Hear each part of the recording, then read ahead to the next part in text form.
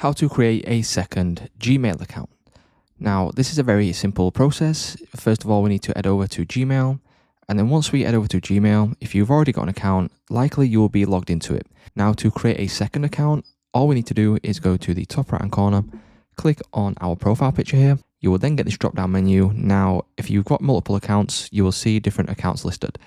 Now, if not, you'll see something like this. So all we need to do is click on the drop down menu. And here is where you'll now see an option for add another account. You can simply click on add another account, which will then redirect you over to here.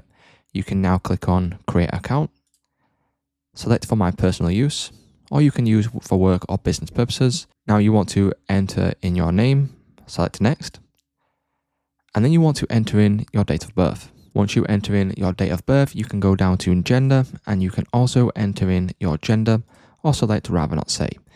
Select next.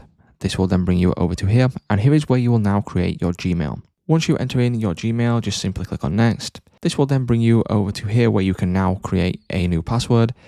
And then once you create a new password, you will then be able to click on next to confirm your account.